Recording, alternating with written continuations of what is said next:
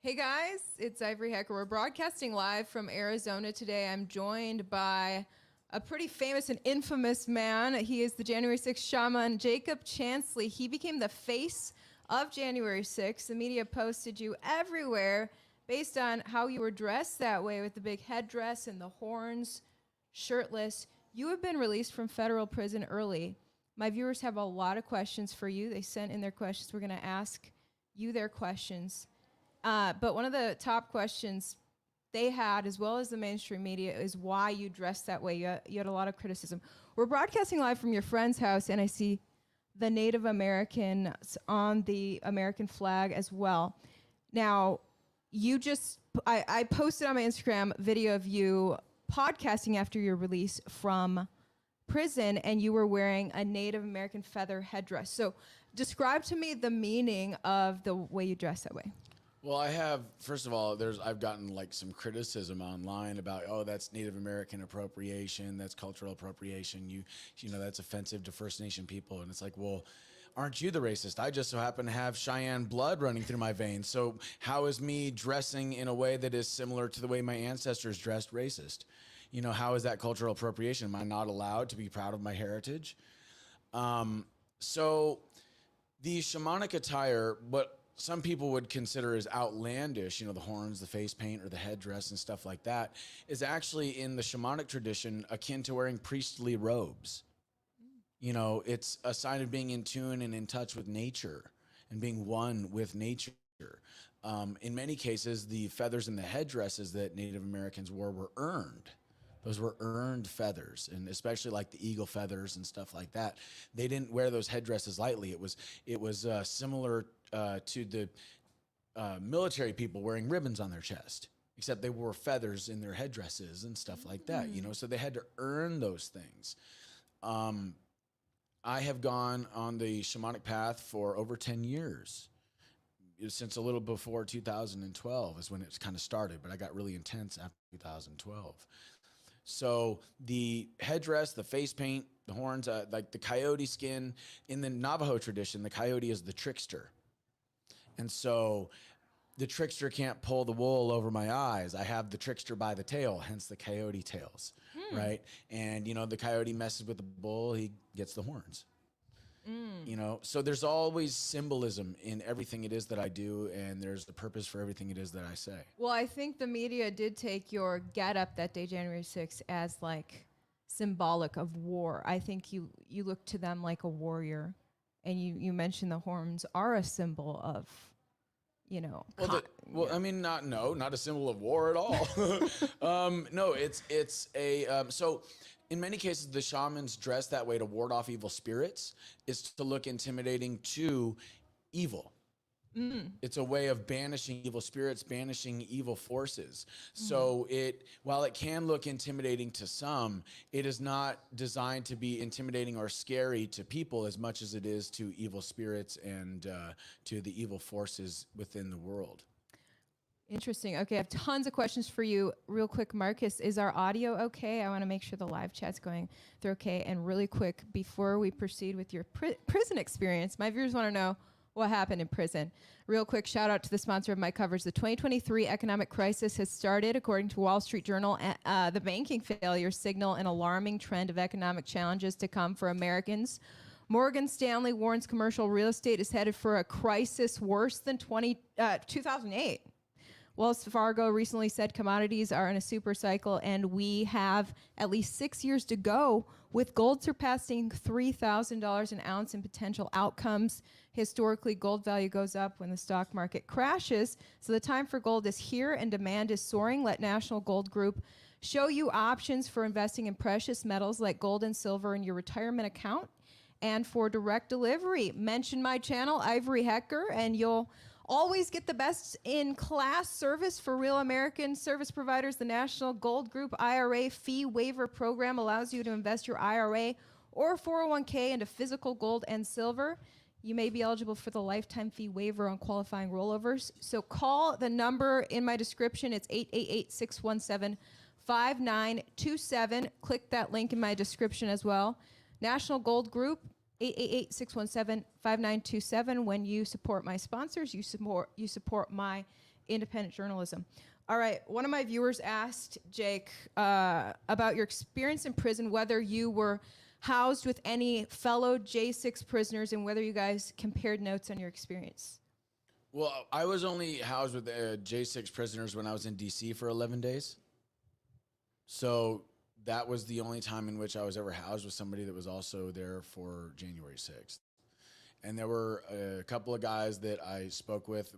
They had us on a rotation while we were in there so that only a certain amount of us could come out at a certain time for an hour, and then we had to go back in our cell.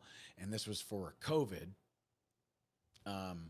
But ultimately, the experience amongst all of us was relatively similar. You know, we just experienced different aspects of what could be considered prejudice. Prejudice? What do you mean? Oh, yeah. Well, I've never experienced racism until I went to the DC jail. Really? Yeah. What happened? Well, like, a lot of the guards were black, and they believed what the Operation Mockingbird media was saying about Trump supporters being white supremacists and racists. Wow. And it didn't take long for them to find out that I was not a white supremacist or a racist just by interacting with me. But what I think really kind of did it was me not eating. Because I wasn't eating, because I was fasting, because they weren't feeding me organic, it was interesting to watch their hearts soften. I'll give you an example of some like the racism I experienced. And it wasn't the way that people would quite think, but I'll give you the example anyway. So because I was fasting for 11 days, I had to go up to medical like every morning, right? And they would check my vitals and stuff like that. And there was a woman there from Africa, a black woman from Africa. And when I started talking to her, she was under the impression that I was a white supremacist and a racist, of course, because she believes the Operation Mockingbird media. And when I, basically said, no, not white supremacist, not, a racist of any kind, and I explained I have all sorts of friends from all sorts of races. I've dated all races of, women, including black women. And she gasped and she goes, I can't believe a black woman would ever date you. And I thought, wow, that was incredibly prejudiced, because if the roles had been reversed, if it was a white nurse talking to a black man saying, I can't believe a white woman would ever date you, that could be considered highly racist. Right.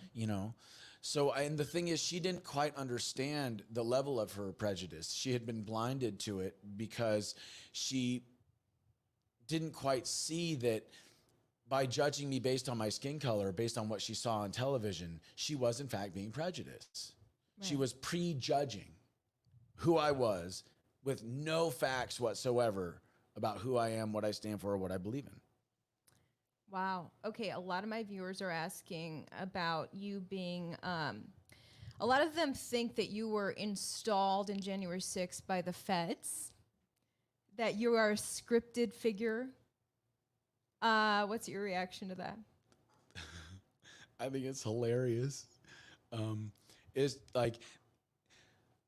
just shows how fast disinformation can spread. I once heard a great quote about the media. It said, what's so bad about the media? It's just the spreading of darkness at the speed of light, because that's exactly what it is BS travels fast. Yeah. No, I'm not a plant. No, I'm not a Fed. No, I'm not a CIA, asset. No, I'm not Antifa. No, I'm not BLM. But that doesn't stop people from projecting that.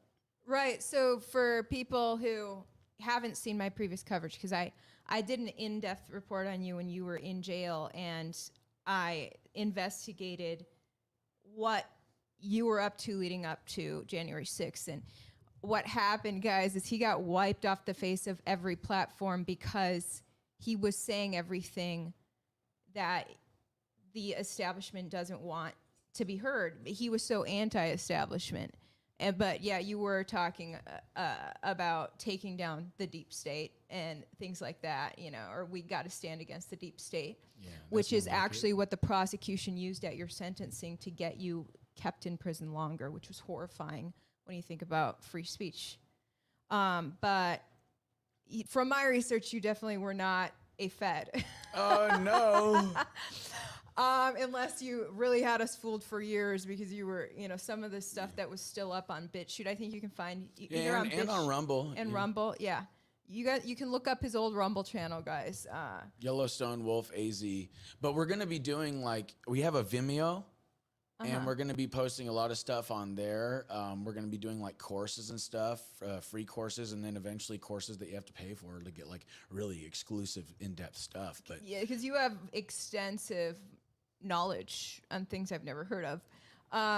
But one thing I came across that you were talking about before January 6th was creating powerful change through nonviolence, which a lot of Americans get frustrated hearing that. I think the only way is bloodshed. You do? No, it's a lot of people say that. Oh yeah. And in the Civil minds. War, actually that happened in the Civil War, was that abolitionists saw how blood hungry pro-slavery people were.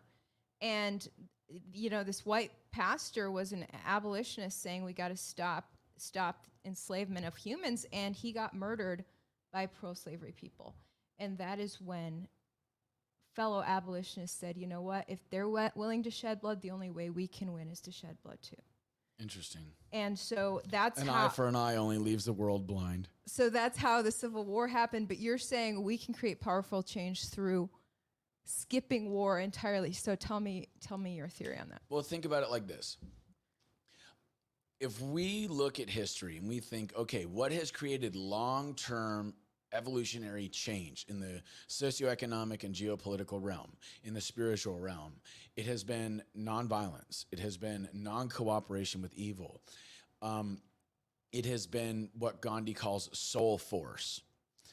So if you look for examples in history, we can look at India and what happened with Gandhi. We can look at what happened with Martin Luther King Jr. here in the United States. And we can look at what happened in Romania with the fall of communism and the way that they did a candlelight vigil when the communist dictator wanted to kill a pastor in Romania. And the people just basically stood in the gap and said no, did a candlelight vigil and said no. And the military and the police came in, and apparently they killed people at the front line. But eventually that senseless killing woke up the police. It woke up the military to the evil that they were serving. And they basically said, we're not doing this anymore. And communism fell in Romania. You see, look at what's happening in France. It is an excuse for the authoritarians to clamp down on the people and paint them to be radicals and terrorists and every other name you can come up with so that they can install their police state. It's playing right into their hands. And do we want to play into the globalist hands? I don't think so. Thanks. Okay. What they don't know how to do, what they don't know how to handle is nonviolent non-cooperation. What they don't know how to handle, what they don't know what to do about is civil disobedience. What they don't know is how to react to peace, love, unity, truth.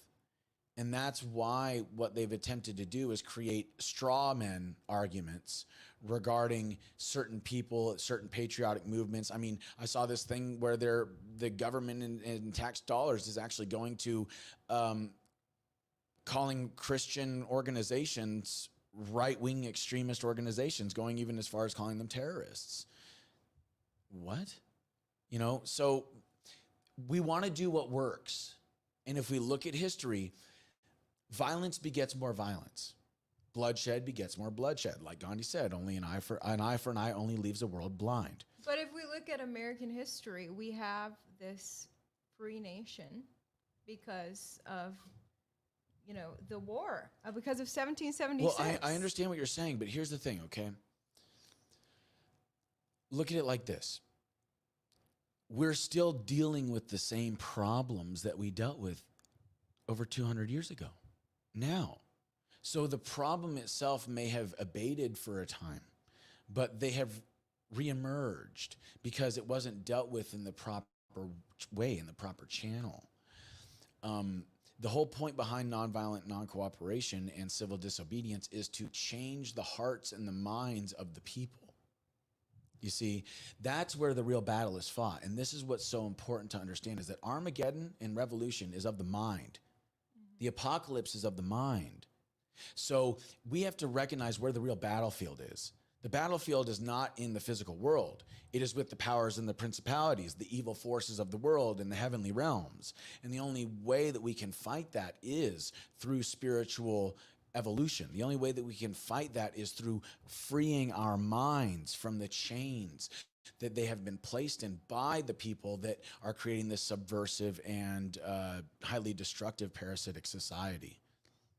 So I looked at every bit of footage I could of you going into the Capitol. I didn't see you committing any violence. And you have this message of peace, and you're wearing a shamanic garb, which symbolizes peace. Yet you were accused of violence. And to the low information viewer, they believe you were a violent person. Are you bitter about that, or how's your reaction after trying to push peace that to this day, you know, you just spent years in prison? Are you bitter? No, I forgive him. I mean, Jesus forgave his killers as they were nailing him to the cross. If he can do that, I can forgive the powers that be that sought to destroy me. Was it hard to forgive? Not once you get in the habit of it. So what was the hardest part about prison? You spent a lot of your jail time in solitary confinement. 10.5 months. Wow. Was that the hardest part? Yes. And why, you know, what made it so hard? I couldn't defend myself. My attorney was saying all sorts of things that I never gave him approval, nor he never discussed it with me. All sorts of things that weren't true. Like in the beginning, he said that I felt duped by Trump. I never said that. He said that I denounced Q and QAnon and the whole theory. Never asked him to say that. Never said that. He even said something about belonging on the short bus and being retarded. Never discussed that with me. And yeah, and like I don't understand why. I mean, there's other things that he said, like that I was schizophrenic, bipolar, depressed, and delusional, which none of those things were in my psychological evaluation. Wow. And I don't know, maybe it was a legal strategy, but whatever it was, it didn't work. But it certainly got him a lot of attention. Wow. Yeah. So it just goes to show you can't believe anything that the media is pushing, especially if they're pushing it really hard. You're talking about attorney Al Watkins. You eventually parted ways with him, right? Oh, yeah. Once I found out, the extent of the things that he was saying in the media without my consent and without my knowledge or say-so, see you later, buddy. Wow. And then you got a better lawyer. Yes, Bill Shipley. He's a great dude. I saw once it came out that you were able to leave the halfway house, the media was turning to Al Watkins again for statements. Of course they were. He gives them what they want to hear. And I read an article, it appeared he was still your lawyer in this article. Can't trust the Mockingbird media. You just can't. Yeah, that's why I left them, exactly. By the way, thank you for your service. It's Memorial Day today. Yes, and it is. You are a veteran. I am. Thank you for that, and thank you to all those who gave their lives for freedom. Tell me about your military background. Well, I did 2 years in the Navy. I was on the USS Kitty Hawk, forward deployed in Yokosuka, Japan. And that was cool. It was great. I was a part of the hazmat division in the supply S9. And then eventually I moved to S13, which is like a maintenance division for the supply department. I got to see 11 different countries. I was administratively separated for refusing to take the anthrax vaccine. So I was refusing vaccines before it was cool, and so it was like I never joined. It was a general discharge under honorable conditions. So it was like I never joined. I didn't get my GI Bill, but I also didn't get a tainted record. So as far as I was concerned, I didn't have to take this vaccine that's been known to kill people, make males infertile, cripple people, and I lose my GI Bill, but I get out with a clean record. Okay. Wow. Okay, so let me ask you about Trump. Okay. I think you know, how do you feel about that? The fact that you and the other January 6th prisoners, it didn't seem like he stood up for you guys. Well, politics is dirty. And they've been trying to use anything and everything they can against Trump. It's not his fault that I decided to go into that building. Why should he have to be the one to bail me out? Why is he being made to be responsible for the decisions of a bunch of people? And if it's true that there were, there was an attempt on his part to provide 10 to 20,000 National Guard, then he tried to do everything he could to make sure everything was safe. So then who's responsible? Is it Trump? Or is it the people that were in charge of security for the building? Are you trying to tell me that it's, the FBI knew that something might happen that day and they didn't tell Nancy Pelosi? And if they didn't, why? If they did, why didn't Nancy Pelosi accept the guard? There's all sorts of questions that need to be answered and that haven't been. How's your perspective on Trump changed now since January 6th? I still love the guy. I sympathize for him greatly. I don't agree with everything he says. I don't agree with everything he does.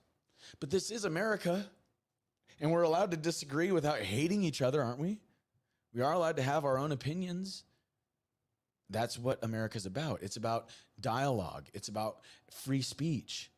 It's about conversing about the things that are the most important and coming to a conclusion based on that discourse.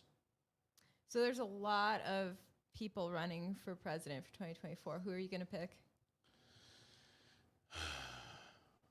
Shaman 2024. No, I'm just kidding.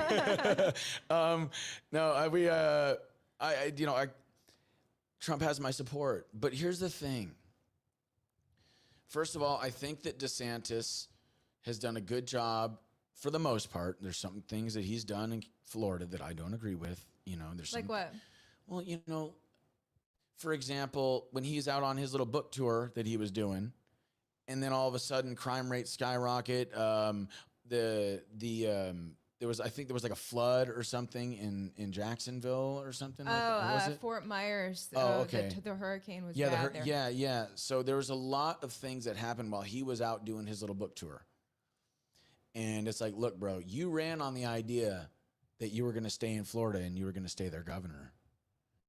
You only have 4 years under your belt.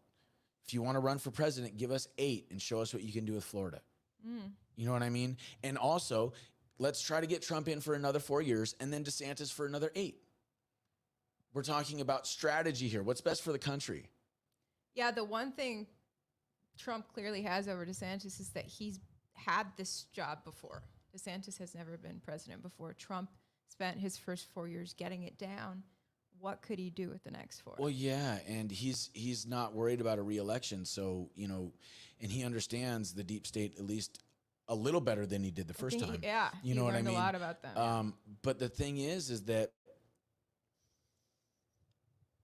first of all, if you only have a couple of percentage points and you're running for president, you're probably going to save yourself a lot of money, a lot of time, and a lot of energy and just backing out.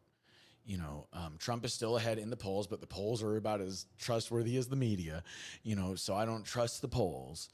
But I do think that Trump has more support than DeSantis. And who's paying for DeSantis to run? That's the other thing. Who are his financiers? Trump is able to pretty much fund his own campaign. Plus he has the grassroots that are sending him money. Right. Who's funding DeSantis and why? And why is he not sticking to his campaign promise of staying governor? Why is he running for president?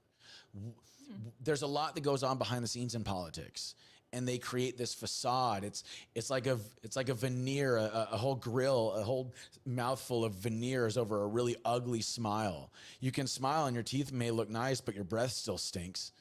You know what I'm saying? Like that's what we're dealing with politics, is a veneer over a really ugly business. I'm looking at the comment section. Someone said, "Is this the Bison guy?" Yeah, that's him. Someone said this guy has a bright future in politics.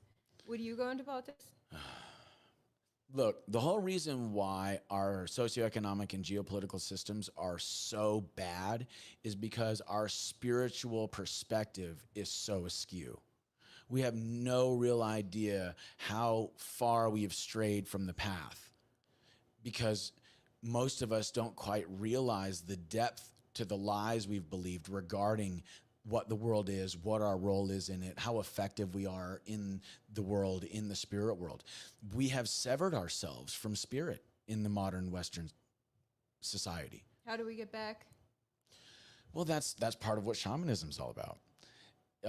It's about understanding the role of human consciousness in the ecosystem, in our own bodies, in our own health.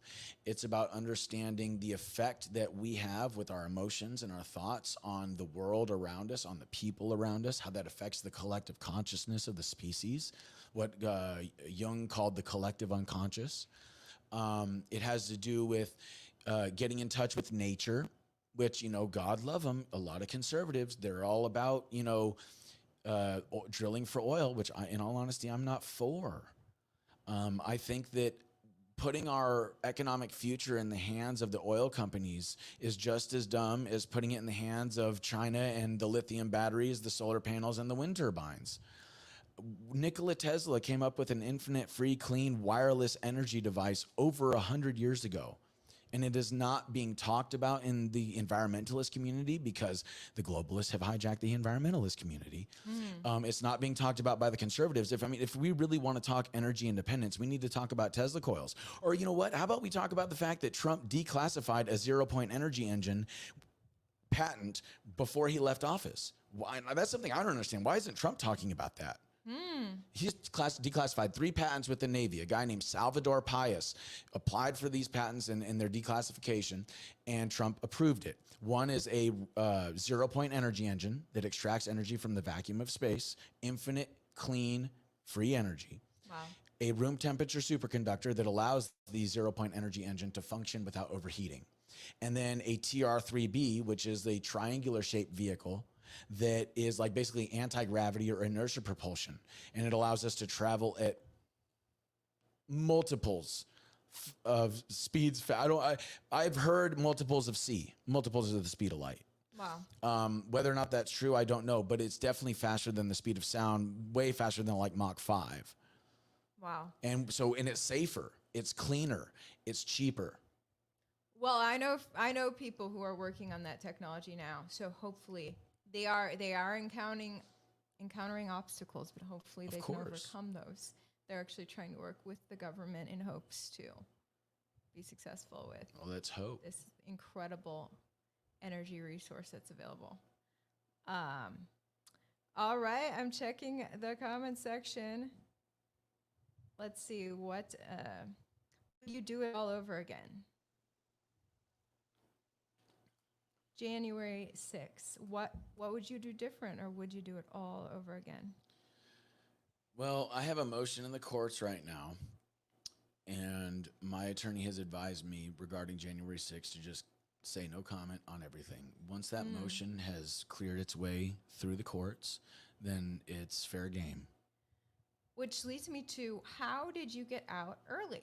They let you out of federal prison in March into a halfway house, and then this past Thursday, you were released into freedom. Okay, so God loved Tucker Carlson, and look, I'm not a big fan of McCarthy, but at least he handed the video footage to Tucker. That had nothing to do with my release. It had a lot to do with changing my public image in the court of public opinion, which I'm very thankful for. Thank you, Tucker. But it had nothing to do with my release. I was scheduled to be released 3 weeks before that footage aired.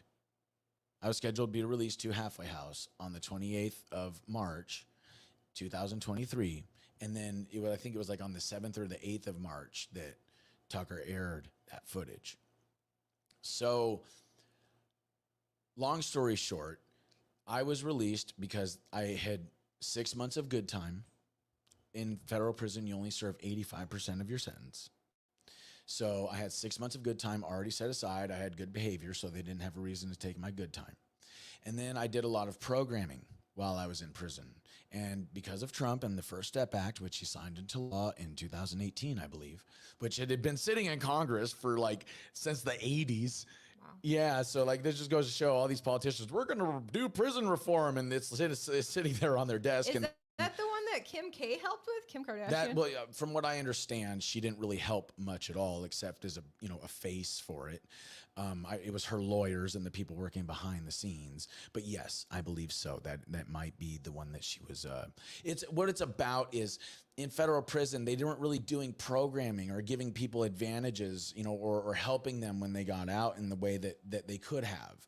So the First Step Act was signed into law so that if they did programming, if they did the programming that they were supposed to do, whether it be drug abuse treatment or it be even just something like as simple as taking classes like vocational classes on how to be like a plumber or work on air conditioning units and stuff like that, that counted as programming time.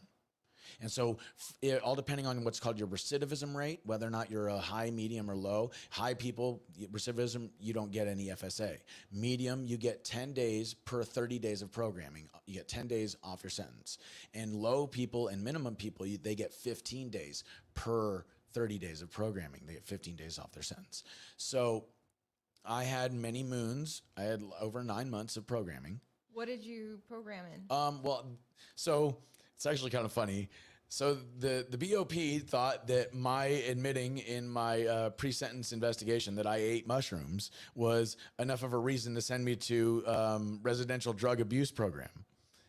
Yeah, so I mean, which is fine. It gave me the programming time, and I got to help a lot of the guys in the program. I looked at it as an opportunity to make positive change, and I got the programming time.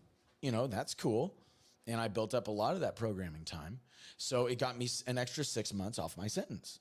So a total of a year off my sentence, and then they released me to halfway house 2 months before that year off my sentence was complete. Wow. Yeah. So you were in a halfway house for drug addicts, I guess? No. I was in a halfway house, the federal halfway house. Oh, okay. Yeah. Gotcha. The drug abuse program thing was all over. I only had to do like what's called a follow-up for the couple months that I was in the halfway house. But the thing is that I'm not a drug addict. You know what I'm saying? I'm not an alcoholic. I ate mushrooms a couple of times throughout my life. Sorry, I'm not sorry, and I have no shame in it. It's part of my shamanic practice. Right. They also do ayahuasca, don't they? Yeah, ayahuasca, peyote, cannabis has been a part of that, ibogaine. There's all sorts of plants that allow the veils to be lifted and people to see into the spirit world. Now, someone who is also into shamanism, I told him that those are drugs, and he said they are not drugs. They are spiritual tools. Yeah, I can agree. Well, let me ask you this. What is your definition of drugs? Because that's a loaded word. Something outside of you that you ingest that forces the alteration of your mind. Okay, so then by that rationale, nicotine, caffeine, and sugar are all drugs? I do think those are drugs. I always joke that the only drugs I do are caffeine and occasional sugar. Okay, well, this is how I look at it. In my opinion, what a drug is something that's man-made. So alcohol, man-made. It's a drug, okay? I do occasionally do alcohol too. Well, you're dehydrating your brain and you're diminishing your cognitive function. So you do that at your leisure, but it's not a good thing to do all the time. So you don't do alcohol? I don't drink alcohol. I don't do drugs. Pills, powders. I love that saying in I think it's Knocked Up where he says, "No pills, no powders. If it grows in the ground, it's probably okay."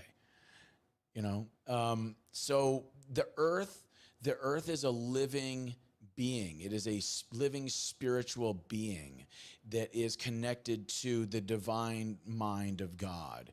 And there are things on the planet that are deadly. Yes, that is a fact.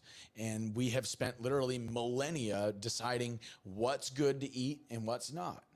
And we have experimented with certain mind-altering substances, peyote, mushrooms, cannabis, ayahuasca, right? Ibogaine. These things have proven over millennia to not cause brain damage, to not cause cancer, to be extremely effective with no real long-term side effects if done properly in the right set and setting and with discipline in the presence of like a shamanic practitioner or something like that, so that they can guide you into the spirit world and out again. It's like going surfing with a veteran surfer. They're going to teach you the techniques and stuff, and you'll learn to ride the waves, and you'll come back and they'll help you avoid sharks and coral and stuff like that, right? Now, think about this. Pharmaceutical drugs. We have had those around for, let's just say, the last, especially like things like Xanax and stuff like that, antidepressants, or things like Risperidone or Risperdal that we're giving to kids, Adderall that we're giving to kids. These things have been around for a very short time, and we know they're causing all sorts of negative side effects. They're causing brain damage. They're causing all sorts of chemical imbalances. They're causing all sorts of side effects, for which the pharmaceutical company then prescribes you other drugs to take care of those side effects, which have other side effects, et cetera, et cetera. A patient cured is a customer lost for the pharmaceutical companies.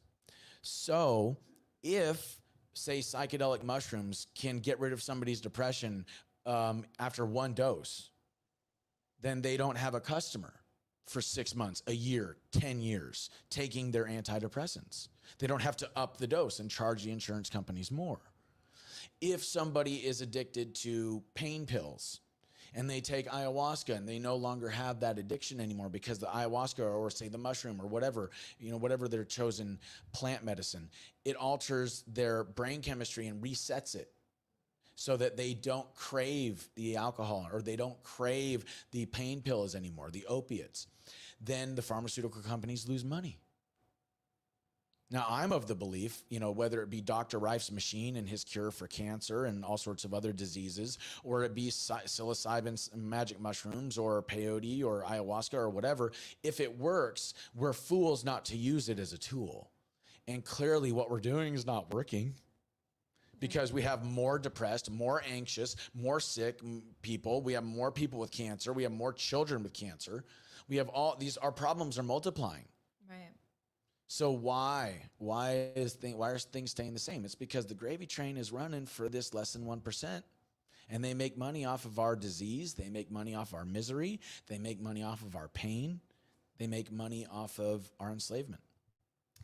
Wow, I agree with so much of that. I still don't know about ayahuasca though. Okay, Try it and tell me what you think. I want to ask you some of these uncensored questions that my viewers have that YouTube would delete us if we proceed from here. So let's hang up this one, and we're gonna go to Unified TV, which is free speech. So if you guys want to see Jake's answers to your uncensored questions, hit my link in description, Unified TV, and you can check out, as soon as I'm able to upload it there, you'll see the uncensored interview. Okay, guys? Thanks for tuning in. Oh boy, uncensored. I'm excited.